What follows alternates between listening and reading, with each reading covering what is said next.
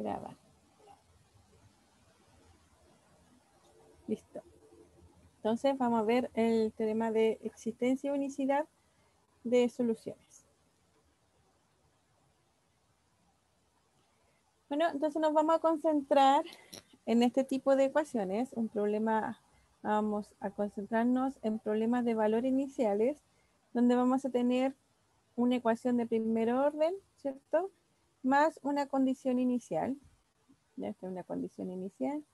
Y este una EDO de primer orden. Donde el X va a estar definido en un cierto intervalo de los reales y el Y también va a estar definido en un intervalo de los reales.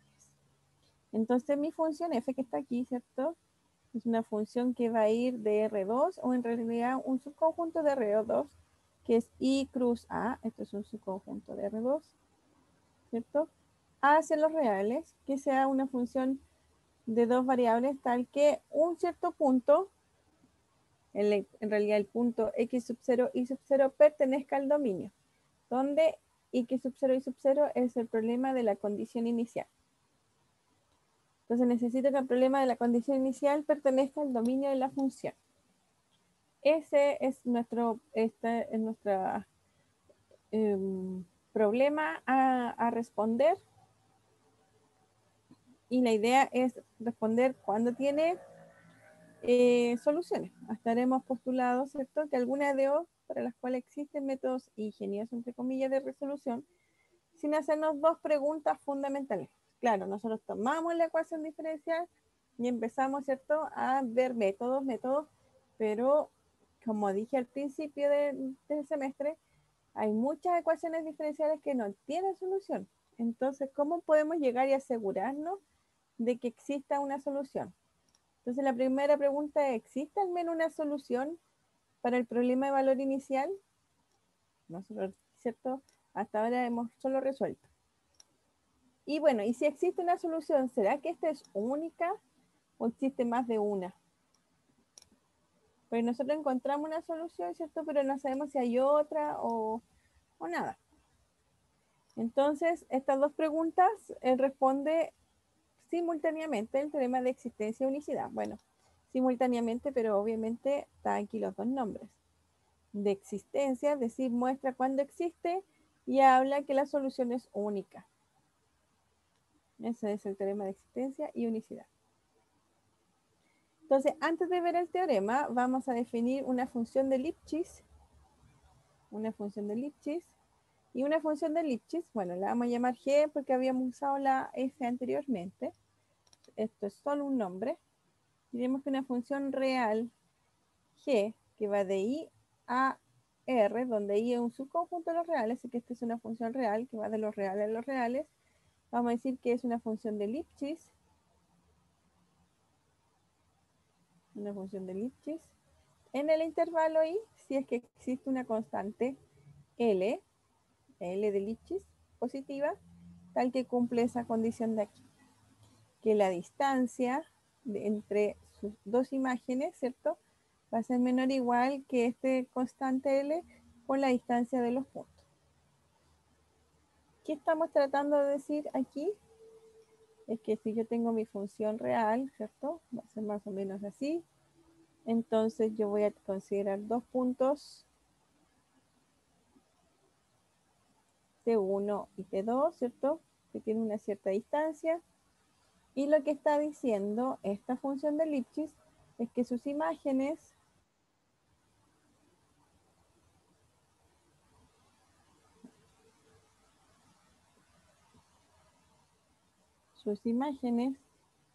uy, quiero hacer la recta, me da cualquier cosa.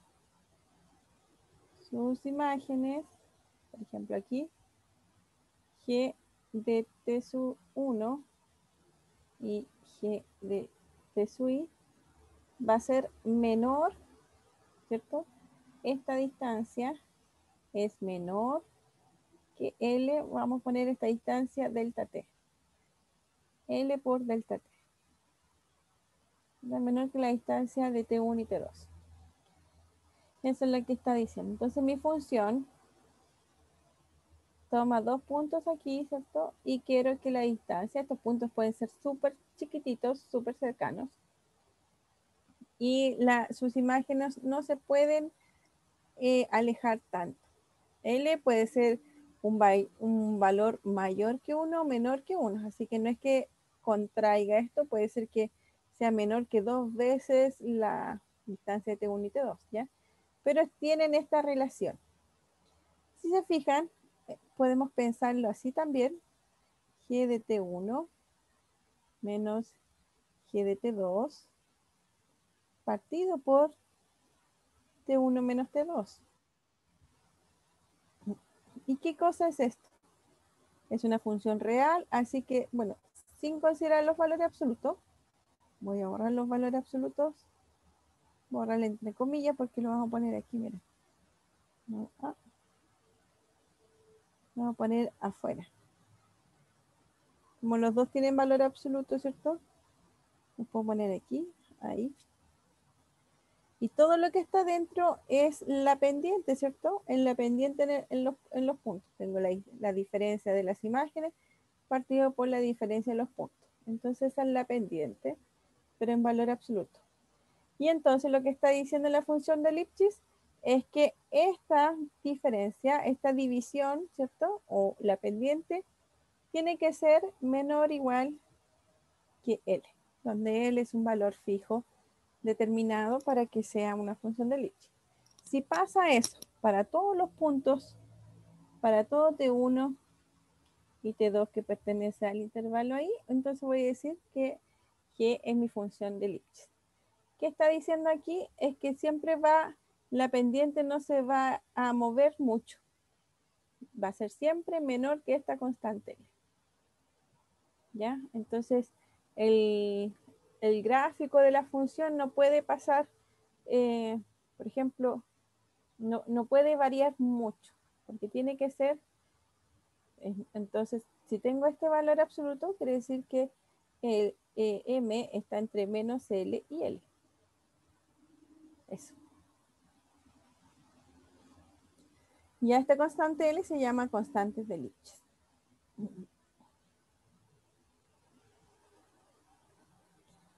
Veamos unos ejemplos. Fíjense que, bueno, si ahora lo pensamos como pendiente, ¿cierto? La función constante, su pendiente, acuérdense que la pendiente está relacionada con la derivada, entonces la derivada esta es 0, entonces la función constante, o sea, la constante de Lipschitz podemos considerarla como L igual 0, porque acuérdense que en este caso m es igual a 0, entonces esto es menor o igual que L, así que puedo considerar que sean iguales y entonces puedo considerar L igual 0. ¿Es menor o igual, cierto? Sí, menor o igual. Una función lineal de la forma g de t igual a mt más n, ¿cierto? Donde m y n son fijos. Si yo calculo la derivada aquí, bueno, habíamos dicho pendiente m, aquí tengo m, pero la derivada es m, o sea, es constante m. Entonces, la función de Lipschitz, ¿cierto? Acuérdense que aquí, bueno, bueno, la derivada es m, ¿cierto? Que va a ser igual a m, pero de la tangente, así que le vamos a poner mg. Y acuérdense que mg estaba entre menos L y L. Entonces, ¿cuánto vale L? Podemos decir que es exactamente el valor absoluto de M.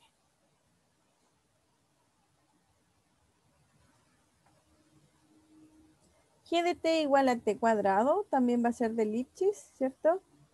Y fíjense que, bueno, si calculo la derivada aquí, G' de t es igual a 2t. Pero el problema es que está para t entre a, b. Entonces, mi pendiente, ¿cierto? Mi pendiente, ¿cómo va a ser? Aquí va a ir variando. Aquí va a ir variando porque queda dependiendo de t. Pero va a ir variando con respecto, bueno, si uno quiere graficar esto, si quiere graficar esta función, me queda algo así, ¿cierto? Ahí y ahí. Si consideramos A aquí, A, y aquí B, ¿cierto? Voy a tener ese valor aquí y este valor acá. Entonces sus pendientes van a ser algo así, por ejemplo, y aquí va a ser algo así, ¿cierto? Entonces tengo que ver cuál de ellas es de mayor pendiente. Entonces, por eso L va a ser igual.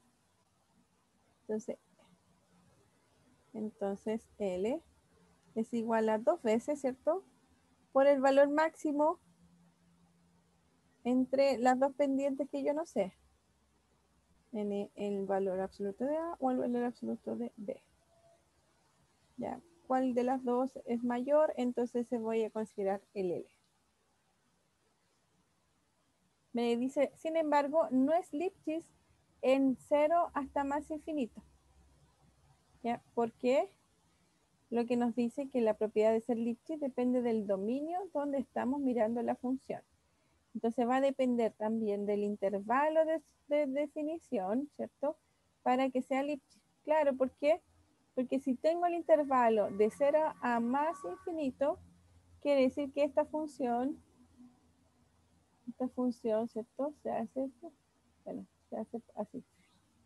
Entonces cada vez la pendiente se hace más vertical y entonces quiere decir que su derivada cae hacia infinito. Y por lo tanto no la voy a poder acotar por esta constante L. Ya acuérdense que tenemos que M, que es la pendiente, le voy a poner mg para que sea la pendiente, tiene que ser menor o igual que L. Si esta se hace cada vez más grande, nunca voy a poder acotarla. Por lo tanto, no va a ser una función de Lipschitz. Esta va a ser función de Lipschitz porque sus intervalos de definición, ¿cierto?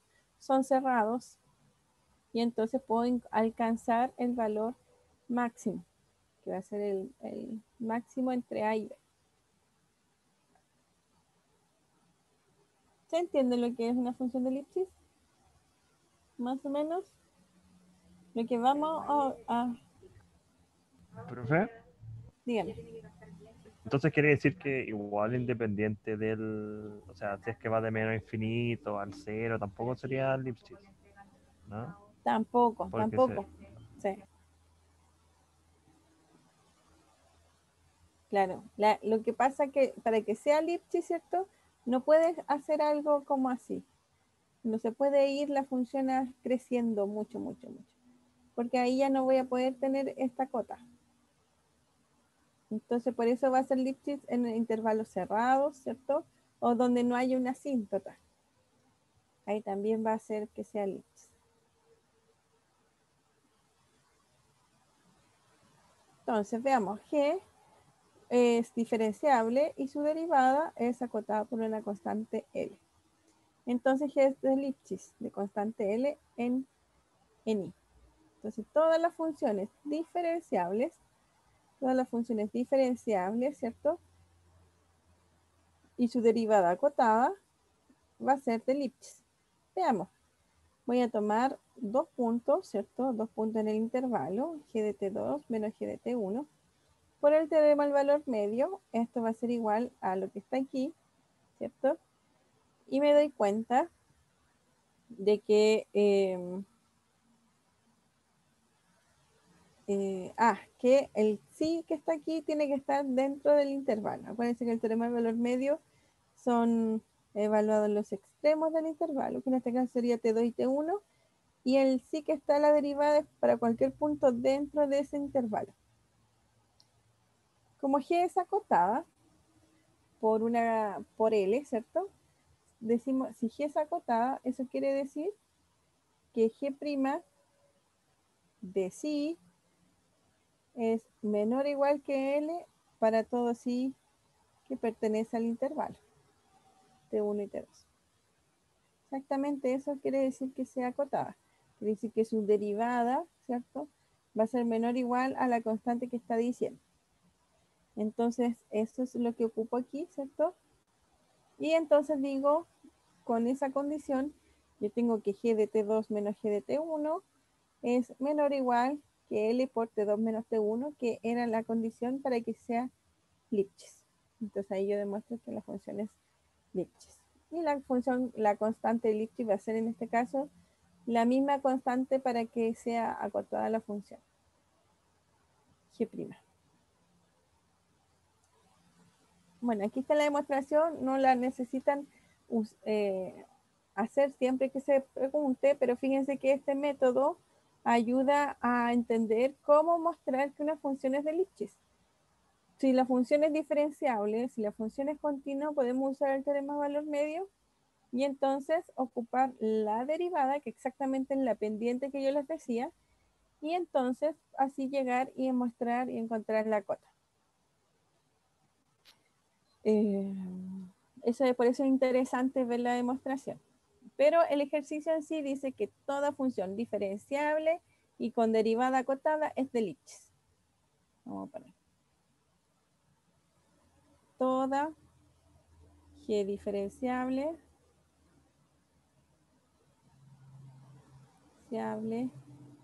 y g' acotada es Lipschitz. Eso es lo que dice el ejercicio, así que ahora ni siquiera lo necesitan demostrar, o si lo demuestran tienen que acordarse de esto, así que tiene que ser que es acotada. Si la función es diferenciable y su derivada es acotada, va a ser de Lipschitz.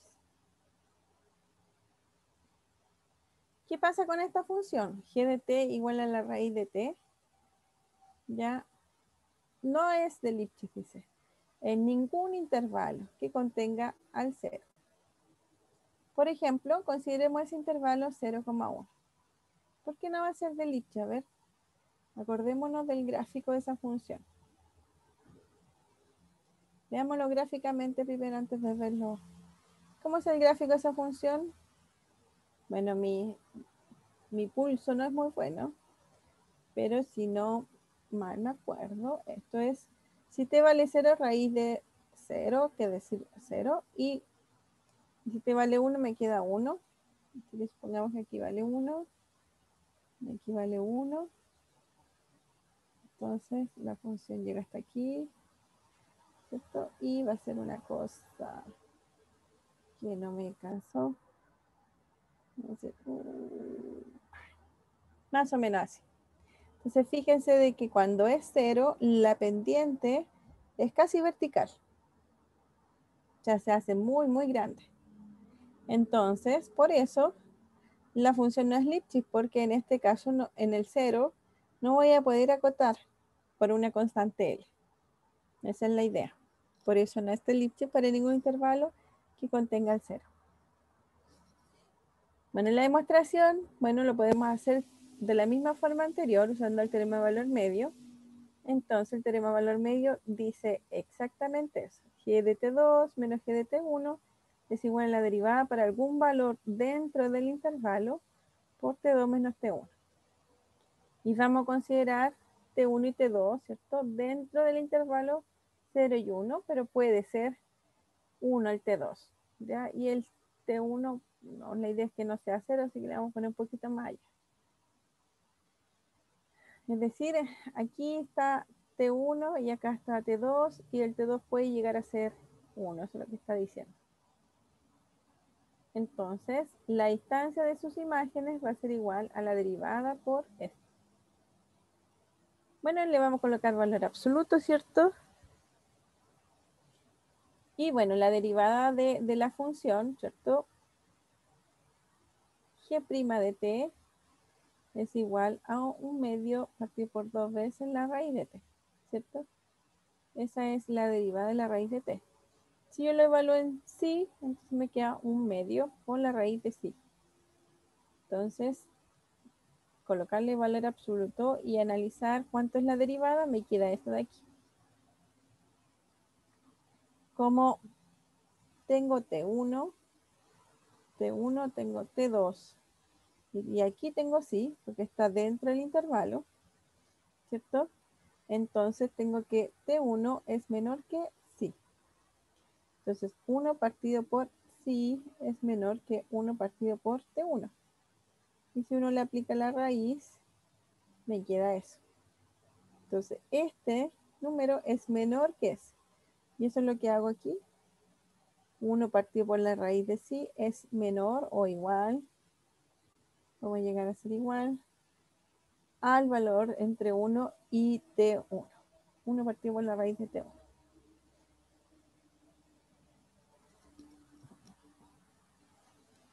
Entonces tenemos esto. ¿Será que esta es mi constante de Lipschitz? Eso es lo que pregunta. Bueno, dice, y si G fuese una función de Lipschitz, de constante L, ¿cierto?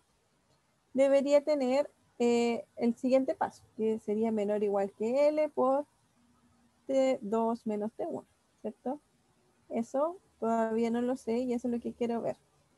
Bueno, si podría pasar eso, me queda eso, y se me van estos de aquí, ¿cierto? Y me queda 1 partido por 2 veces la raíz de T1 menor o igual que L. Pero, ¿qué pasa si el T1 se va a 0? Porque acuérdense que el T1 es un valor que está cercano al 0. ¿Qué pasa si se va acercando a 0? Si se acerca a 0, esto se hace muy grande. ¿Ya? Cuando T1 se tiende a 0 y se llega a una contradicción, ¿por qué? Porque esto se hace muy grande, cada vez mayor. Entonces, esto converge a infinito. Si T tiende a 0, T1 tiende a 0, entonces todo esto va a tender a infinito. Y entonces no va a ser un valor real, positivo, sino porque dice que esto es mayor que infinito. La única opción es que sea infinito y eso no es porque necesito que sea un número. Y por lo tanto es una contradicción. Y lo que está diciendo aquí es que entonces la función de Lipschitz, o sea, la función g no es de Lipschitz si es que está en un intervalo que está el 0. Gráficamente es lo que está pasando, ¿cierto? La derivada, la pendiente, ¿cierto? Cercano al 0 es muy grande, tiende a infinito. Así que eso es lo que hace que la función no sea de Lipschitz.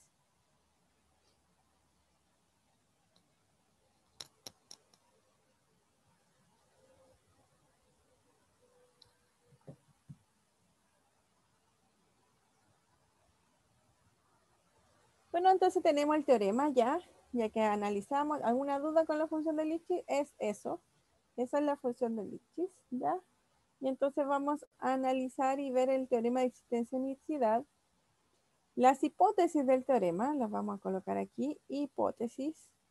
Las hipótesis del teorema son: una función tiene que ser continua y que sea de Lipschitz con respecto a la segunda variable. Fíjense que esta es una función que va de R2 a los reales, ¿ya?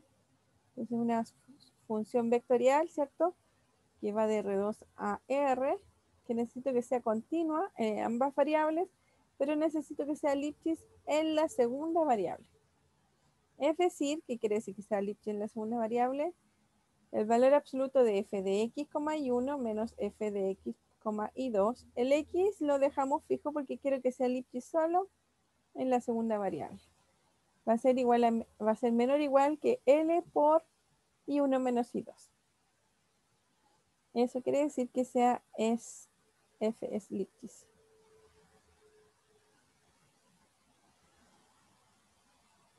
En la segunda variable. Con esas hipótesis, fíjense que son bien pocas. Doy una función continua y una función de Lipschitz, solamente en la segunda variable. Entonces esta es la tesis.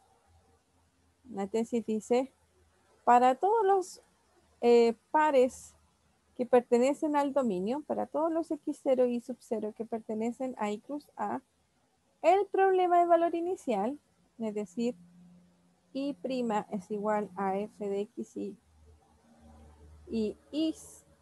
y sub 0 es igual a i de x sub 0. Esto lo escribíamos al revés.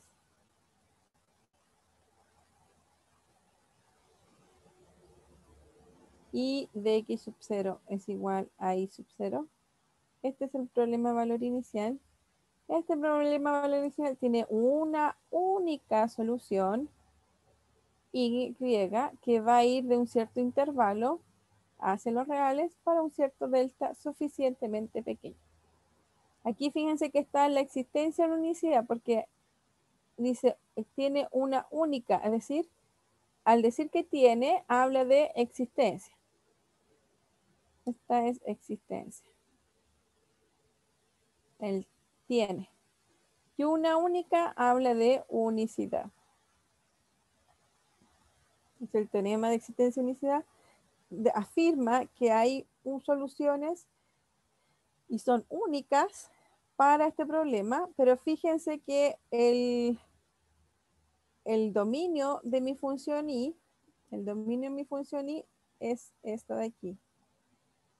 Voy a tener aquí el x sub 0. Tengo aquí el x sub 0 y acá va a estar y sub 0. Este es mi problema de valor inicial. Quiero que pase por ese punto. Entonces dice que la función va a tener una única solución, pero en este intervalo. En ese pequeñito intervalo, sé de que tiene solución, así que quiere decir de que existe una función y que sea de esa forma, que está bien definida en ese pequeño intervalo y que es solución de ese problema de valor inicial. ¿Qué pasa después? ¿Qué pasa al extenderse esta curva, ¿cierto? Esta función no lo afirma el teorema y no dice que puede continuar siendo solución del problema de valor inicial. ¿Ya? Es decir, este es un teorema local. ¿Por qué? Porque habla solo de pequeños intervalos de solución que va a estar definido por la condición inicial.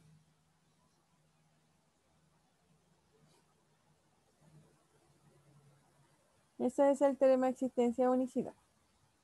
Voy a repetirlo nuevamente. El teorema de existencia de unicidad pide dos hipótesis: que la función sea continua y que sea de Lipschitz. La función es una función vectorial que toma en un intervalo, en un rectángulo, ¿cierto? Contenido en R2 y lo lleva a R. Y quiero que sea Lipschitz, pero no en el rectángulo, sino que por lo menos en la segunda variable. Solo en la segunda variable. Entonces, usando estas condiciones, esta función es la función que está definida en la ecuación diferencial, y' es igual a f.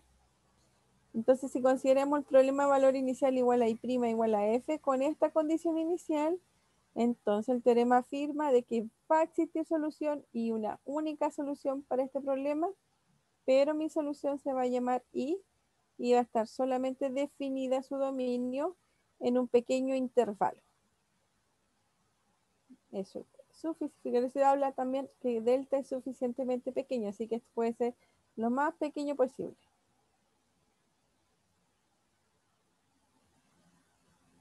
Por ejemplo, consideremos y' igual a seno cuadrado de y partido por 1 más x cuadrado, donde y de x sub 0 es igual a y sub 0.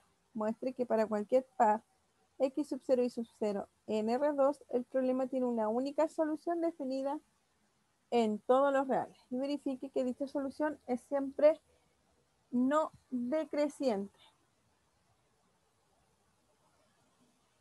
¿Qué quiere decir eso?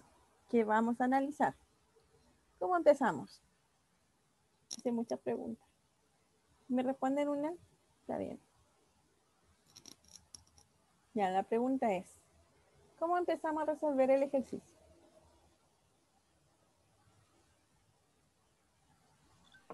Primero tratar de demostrar que es Lipschitz.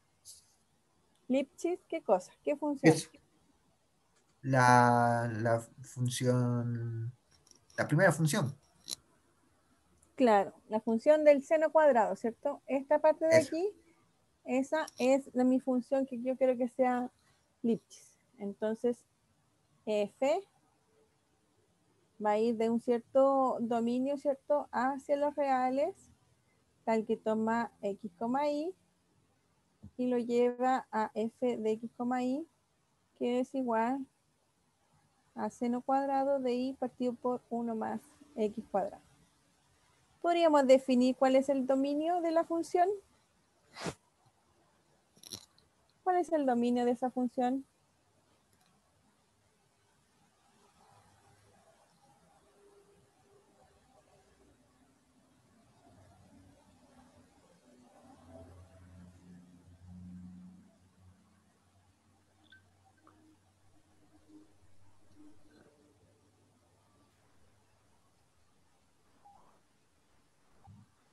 ¿Cierto que cuando queremos saber el dominio de las funciones tenemos que ver dónde se indetermina? La función seno no se indetermina en ningún lado. A lo más da 0, ¿cierto? Pero no se indetermina ¿Serían en los ningún reales lado. o no? Claro, R2, creo, ¿no? R2. claro, el cuadrado tampoco se indetermina. Lo que está aquí puede indeterminarse por el denominador. ¿Pero hay algún valor que se indetermina acá? Ninguno, No. profe. No. No, no hay ninguno porque 1 más x cuadrado no tiene soluciones reales. Así que por lo menos con respecto a x es todo r, ¿cierto? ¿Hay alguna restricción para ahí?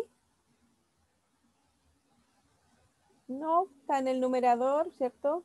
Puede ser 0, porque el seno de 0 es 0, así que no hay ninguna restricción, así que no voy a restringir nada. Entonces va a ser r cruce r, es decir, r2. Entonces fíjense que en particular esta función está definida en todo r2. Así que podemos generalizar, ¿cierto? Quizá un poco más grande nuestro intervalo para que la función sea Lipschitz. Entonces, ya tengo definida mi función, tengo el intervalo y ahora quiero saber si es Lipschitz. Entonces, ¿qué hacemos?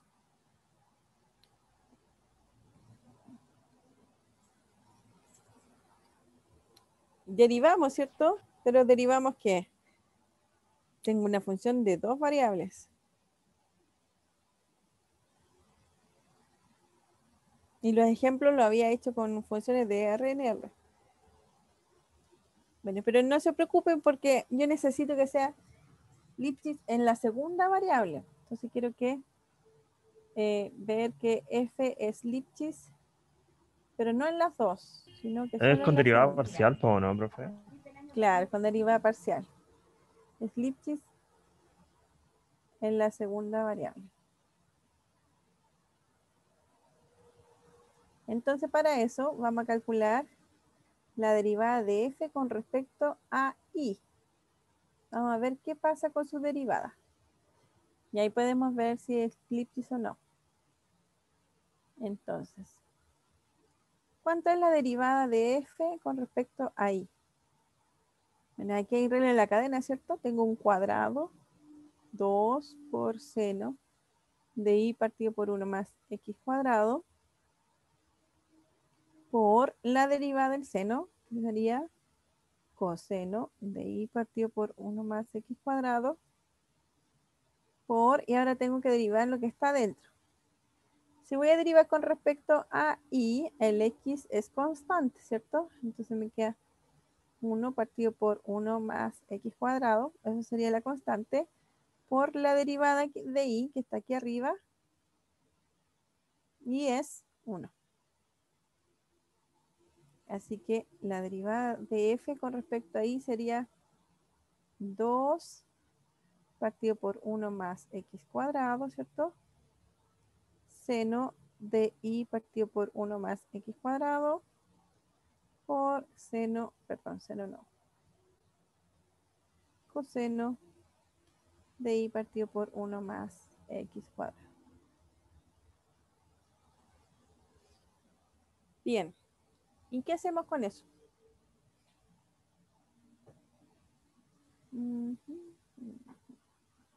Ya. Entonces nosotros tenemos que ver que sea de Lipschitz, es decir, tenemos que demostrar si f es Lipschitz.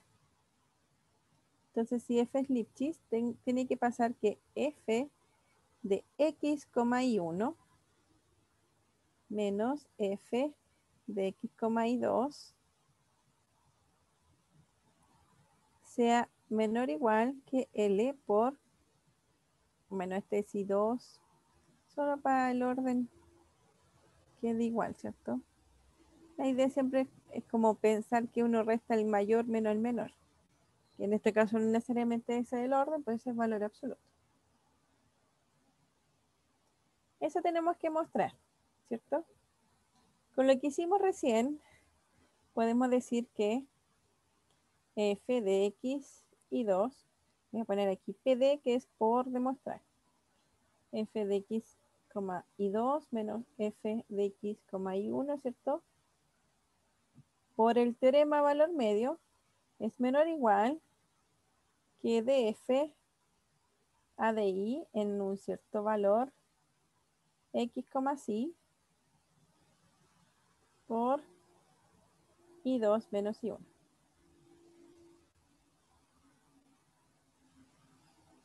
Ya, entonces podemos reemplazar todo en vez de i, le ponemos ese sí y me da todo igual. Muy bien. Tenemos que acotar a un valor exacto lo que tenemos. Entonces, esto es igual al valor absoluto de 2 partido por 1 más x cuadrado, seno de i partido por 1 más x cuadrado, por coseno de i partido por 1 más x cuadrado, por i2 menos i1. Entonces, nuestro problema es tratar de acotar esto por un número que no dependa ni de x ni de y. Ah, perdón. No es i, sino que es phi o sí, no sé cómo se llama esa letra. Esa, sí. ¿Cierto? La cambiamos. Si no mal me acuerdo, ¿qué cosa es? Vamos a escribirlo acá en nuestro borde de cuaderno. Con cuadro grande no me gusta. Ya. Si no me acuerdo bien, tenemos que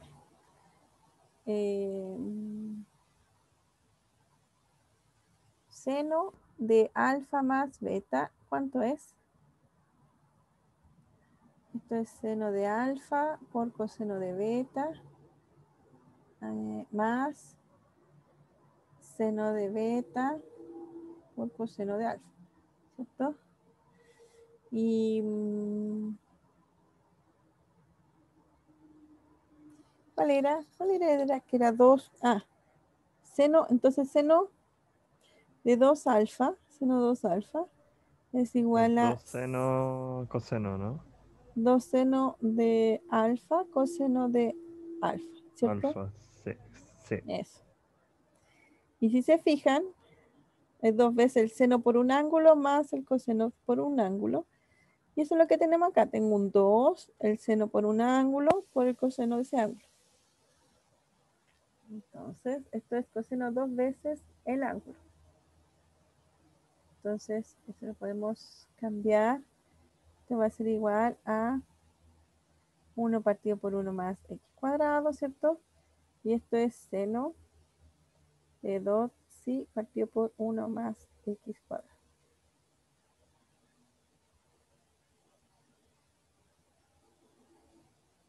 Ya, muy bien. Y 1 más x cuadrado. Si el x tiende a infinito, se tiende a...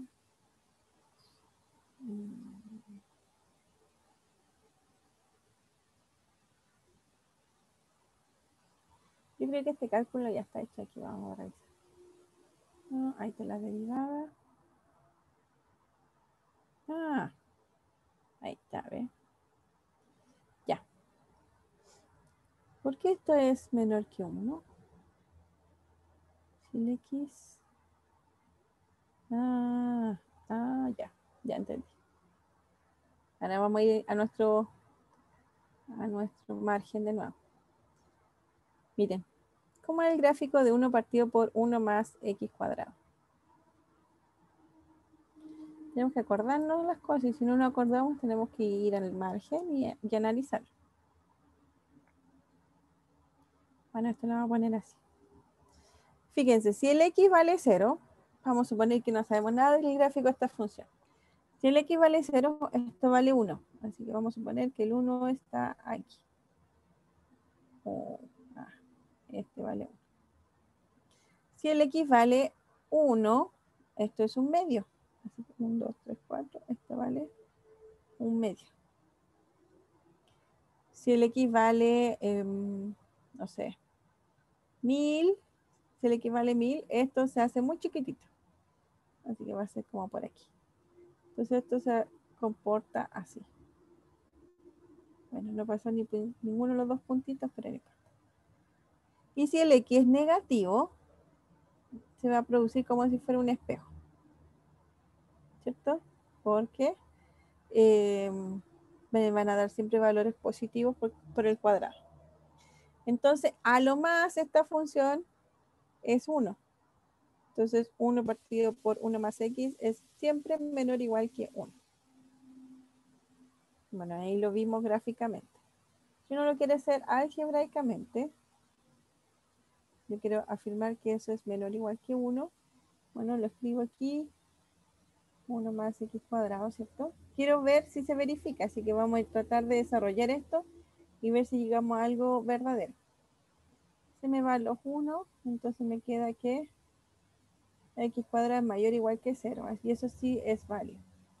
Así que uno puede llegar y decir, como x cuadrado siempre es mayor o igual que 0, 1 más x cuadrado es mayor o igual que 1, y entonces 1 es mayor o igual que 1 partido por 1 más x cuadrado. ¿Ya? Entonces, por un lado, tengo que siempre esto es menor o igual que 1. Entonces, y otra cosa que quería hacer antes de, no sé si se acuerdan, pero el valor absoluto de seno de alfa siempre es menor que 1. ¿Se acuerdan de eso? Pero el teorema del sándwich, ¿no? Sí, se puede usar el teorema del sándwich. O también se puede usar el gráfico de la función. Bueno, aquí no me va a salir muy bonito, porque mis curvas no son tan buenas, tampoco mis rectas. Ya bueno.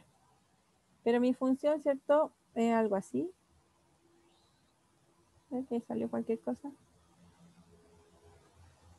Y nunca va a pasar del 1 y nunca va a pasar del menos 1. Así que la función siempre está acotada entre menos 1 y 1. Así que el valor absoluto de seno es 1. Entonces, usando 2 y usando 1, que es este de aquí, usando 1 y 2, podemos volver a nuestro ejercicio y decir 1 más 2 me dice que esto es menor o igual que el valor absoluto de 1 partido por 1 más x cuadrado por el valor absoluto de seno de 2 si 1 más x cuadrado por i2 menos i1, ¿cierto? Esto es menor que 1, ya lo vimos, esto es menor que 1, y entonces esto es menor o igual que 1 por i2 menos i1. Entonces lo que nosotros demostramos es que, luego demostramos que f de x por i2 menos f de x, i1 es menor o igual que 1. El 1 es importante porque acuérdense que esa va a ser nuestra constante Lipschitz por i2 menos i1 con L igual a 1. Entonces es una función de Lipschitz con constante Lipschitz igual a 1. Entonces, si es una función de Lipschitz, estamos en las hipótesis del teorema porque, me falta ver de que es continua, ¿cierto? Pero es continua claramente, ¿cierto? Porque tengo una función racional, es continua y es composición de funciones continuas. Así que es continua. No se indetermina nunca, así que en todo R2 es continua en R2. Y la función es función Lipschitz. F es Lipschitz. Entonces, en la segunda coordenadas, ¿no? Entonces, esas son las dos hipótesis. Entonces, por el teorema de existencia y unicidad, existe una única solución. ¿Cuál es? Ah, no sé. El teorema habla de existencia y unicidad, pero no habla cuál es. ¿Ya? Entonces, si uno quiere demostrar de que se exista, así es los pasos a seguir. Y eso es lo que dice el teorema. No habla de un método para poder encontrar soluciones. Solo si es que existe la solución. Así que eso es. Tengo mi función, dice, muestre que para cualquier par, x sub 0 y 0, el problema tiene una única solución definida en todos los reales. No habla de qué si, cuál es. Bueno, y después dice, verifique que dicha solución es siempre no decreciente. ¿Cómo podríamos demostrar eso? Bueno, aquí, como les decía, aquí está hecha los pasos. Tengo mi función, derivo la función de todo lo que hicimos y encontramos, ¿cierto?, que la derivada de esto es menor que 2. Entonces, por el teorema del valor medio, en varias variables, se concluye que es una función de Lipschitz. Entonces, pero aquí salió un 2.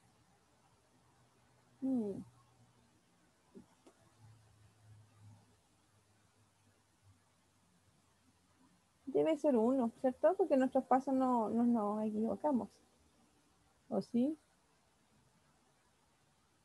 El 2 sale por la derivada. Y después desaparece por esto de aquí. Sí, tiene que ser 1. Ya, entonces este es 1. Entonces luego el teorema de existencia de unicidad va a ser global porque va a ser Lipschitz en todos los valores reales. Puede ser global, en este caso sí lo es, no encontramos ninguna restricción. Y entonces, por el teorema habla de existencia y de unicidad de la solución. Y entonces, finalmente, toda la solución satisface esta. ¿Ya? Pero acuérdense que sin saber cuál es la función que resuelve la ecuación diferencial, al preguntarme si es creciente o no decreciente, tengo que analizar su derivada. Entonces, al calcular la derivada aquí, ¿cierto? Al calcular la derivada, me queda un seno al cuadrado de alguna cosa. Es decir, me queda algo positivo. Por lo tanto, la derivada de la función siempre va a ser positivo. Por lo tanto, y no es decreciente. Entonces, nuevamente podemos dar respuesta a la segunda parte sin necesidad de calcular su derivada. O sea, calcular la solución explícitamente.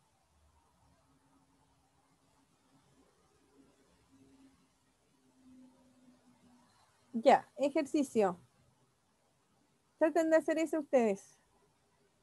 Y prima igual a 1 menos i por seno de la exponencial de menos x cuadrado por i partido por 1 más i cuadrado. Justifique la existencia de una única solución de 3 definida en todos los reales.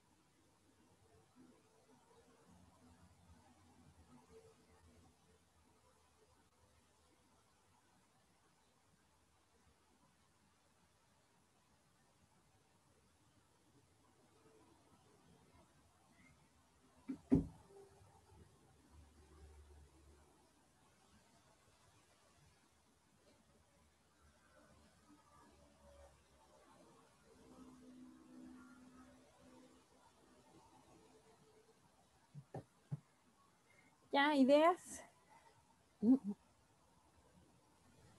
Primero calcular el dominio y analizar si es continuo y después ver si es Lipschitz, la Muy función. bien, exacto.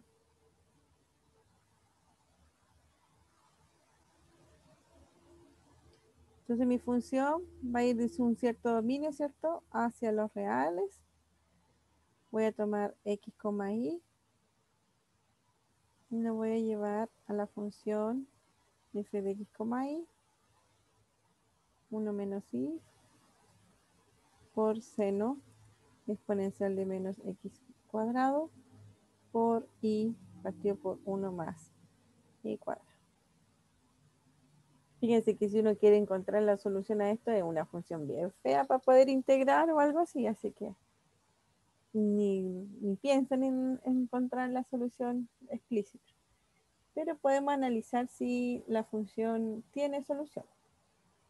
¿Cuál sería el dominio de la función? Real al cuadrado, ¿no? R cuadrado, ¿cierto? ¿Están todos de acuerdo? Sí. Sí, ¿cierto?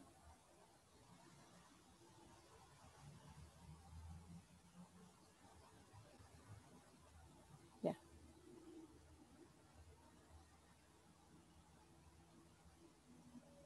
Son los reales al cuadrado.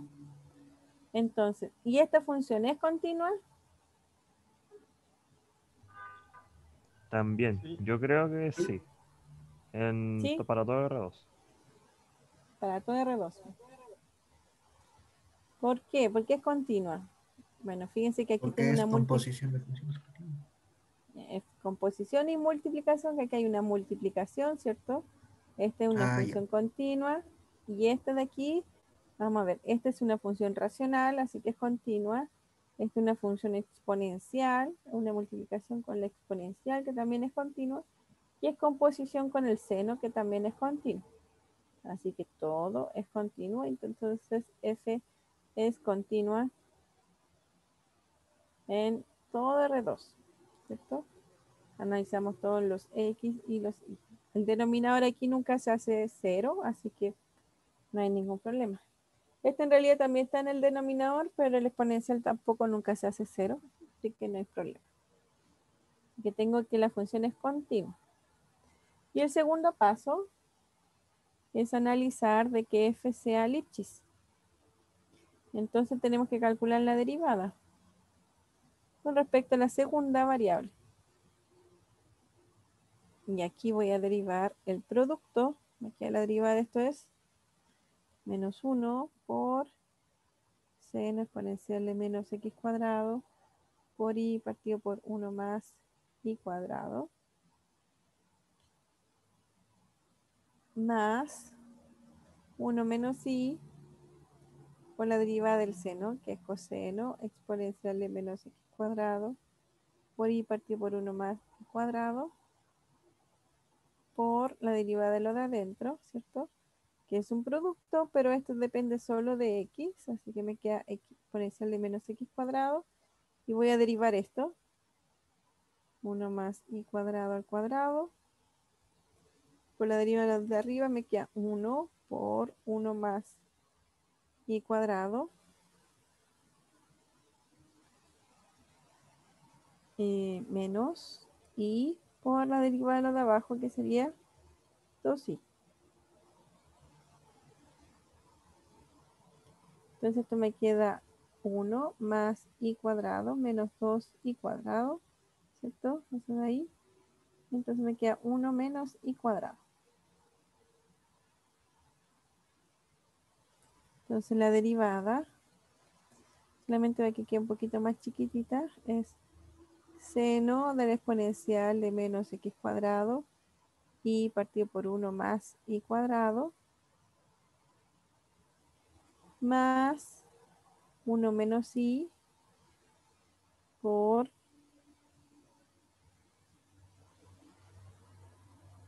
1 menos i cuadrado partido por 1 más i cuadrado al cuadrado con la exponencial de menos x cuadrado por coseno de exponencial de menos x cuadrado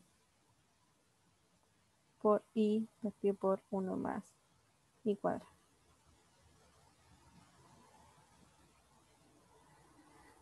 Esa es la derivada. Uf, qué fea.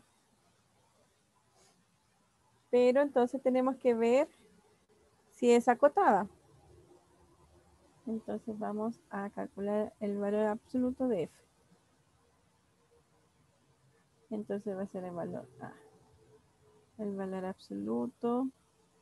No, no quiero que intersecte el... Oh. Ahí. Y ahí. Ya. Eso. ¿Y qué vamos a hacer? A ver.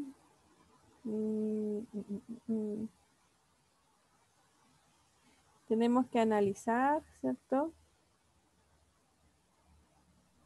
Podríamos separarlo en dos funciones y, Ya. analizar seno y luego analizar la otra función compuesta de al lado. Sí, claro. ¿Y Como por se- qué lo podemos hacer? ¿Por qué podemos hacer Por- eso? Porque hay una suma, entonces podemos separar los valores absolutos. Valor Exacto. absoluto de Tenemos que seno el valor más el absoluto valor de A absoluto de más B, ¿cierto? Es menor o igual que el valor absoluto de A más el valor absoluto de B. Muy bien. Entonces esto va a ser igual a menor o igual que el valor absoluto de seno menos seno exponencial de menos x cuadrado por i partido por 1 más i cuadrado, ¿cierto? Más 1 menos i, 1 menos i cuadrado partido por 1 más i cuadrado al cuadrado. Con exponencial de menos x cuadrado por coseno de la exponencial de menos x cuadrado por i partido por 1 más i cuadrado. Profe, ¿Sí? o sea, después se podría acotar con las funciones trigonométricas que se mueven entre 1 y menos 1, como para que quede más linda, por decirlo así. Sí, eso vamos a hacer. Es la del Ah, ya, seno perfecto. ya. Sí, este ya sabemos que este es menor que 1, ¿cierto? coseno también es menor que uno. Es menor o igual que 1, así que eso es menor o igual que 1 más. Y ahora esta de aquí, ¿cómo la vamos a acotar? El coseno podemos decir que es menor que 1. Sí, también. Porque Sí, Su valor dijimos, máximo es 1. ¿cierto? Claro, este es menor o igual que 1. Y entonces este es menor o igual que 1 menos i por 1 menos i cuadrado partido por 1 más i al cuadrado por la exponencial de menos x cuadrado. Ya, y eso es 1. Ya quedó mucho más chiquitito. Ahora, ¿cómo elimino o achico esto de aquí?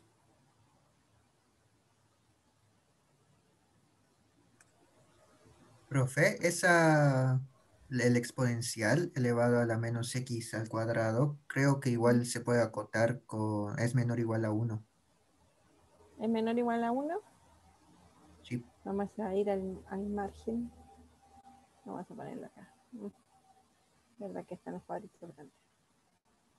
Ya entonces, exponencial de menos x cuadrado me dice que es menor que 1. Con valor absoluto, bueno, en realidad eso siempre es positivo, ¿no? Entonces esto es en realidad 1 partido por la exponencial de x cuadrado. 1 es menor o igual que la exponencial de x cuadrado. ¿Y eso es verdad?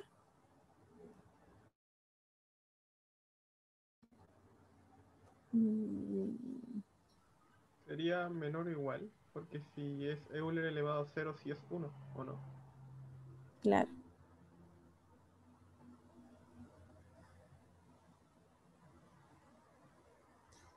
Eh, bueno, la función exponencial es así, ¿no? Donde aquí pasa por el 1. Ahora, si el x cuadrado, ¿cómo lo hace? Creo que es así, ¿no? Es así.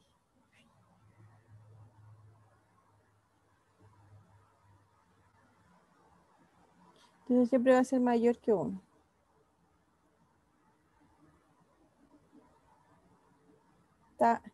¿Es verdad lo que dije o no? ¿Me creen? No sé. Igual si lo graficamos, si da que es menor o igual a 1. ¿Sí? Sí, profe, sí, se cumple. Ah, ya. Bueno, ya entonces. Bueno, si no, lo podemos hacer algebraicamente, fíjense. Si el X es grande, ¿cierto? Esto va a ser mayor que, o sea, mayor que 1, esto va a ser mayor que 1. Si el X es 0, me queda igual a 1. Si el X es negativo, o sea, si el X es menor que 1, ese es mi problema. Si el X es menor que 1, ¿qué pasa?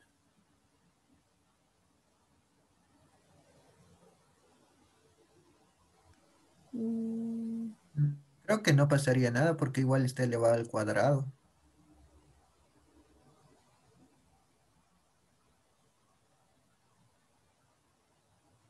claro, pero es que quiero saber si es mayor o menor que 1. Eso habría que analizar y ver. Bueno, pero sí parece que da. La función es continua, así que tiene que ser mayor que 1. Y para los valores negativos se comporta igual porque tengo el cuadrado, así que está bien. Entonces tenemos esto de aquí, así que esto va a ser menor o igual que 1. Así que podemos acotar eso por 1. Entonces esto de aquí es menor o igual que 1. Y esto de acá, 1 menos i por 1 menos i cuadrado, partido por 1 más i al cuadrado. Oh, lo más probable es que sea menor que 1, ¿cierto? ¿Será que es verdad? Veamos. Entonces me queda 1 menos i al cubo, ¿no? 1, no, esto no es suma por su diferencia. Esto es 1 menos i al cuadrado menos i más i al cubo. Igual a 1 más 1 más 2 veces i cuadrado más i a la cuarta. Se me van los 1, no hay 3.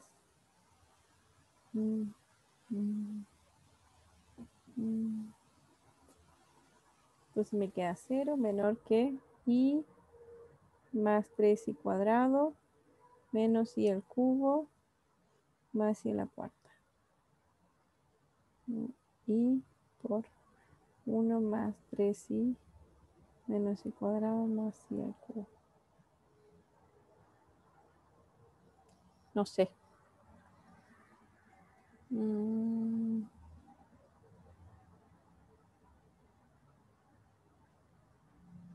Eso habría que ver si fuera acotado. Bueno, ya me pasé harto la hora.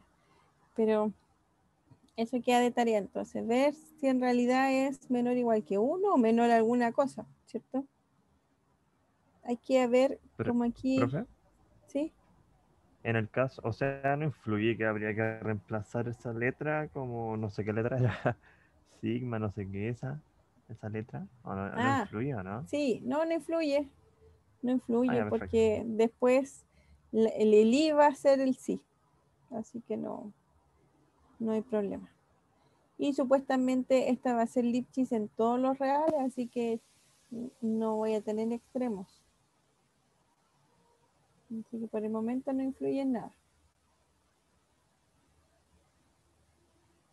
Ya, bueno, queda de tarea esa parte ya. Mostrar que sea menor que 1. Si es menor que 1, ¿qué va a pasar? Si fuera así, entonces me queda 1 por 1, entonces esto es menor o igual que 1 más 1, que sería menor que 2. Entonces, si es menor que 2, ¿cierto? Voy a tener que f de x, y1 menos f de x, y2, ¿cierto? Por el teorema del valor intermedio va a ser menor o igual que df a de i en x, phi por i1 menos i2, esto en valor absoluto. Y esto ya lo coté y dijimos que era menor que 2, así que esto es menor o igual que 2 por i1 menos i2. Si es que es menor que 2, pues eso hay que probar. Eso es lo que nos faltó. Y entonces muestra que es Lipschitz y por lo tanto el teorema de existencia y unicidad dice de que tiene una única solución. Eso. Listo, nos vemos mañana. Que estén bien. Chao, profe. Cuídense, la vaya muy bien. Gracias igual. Chau.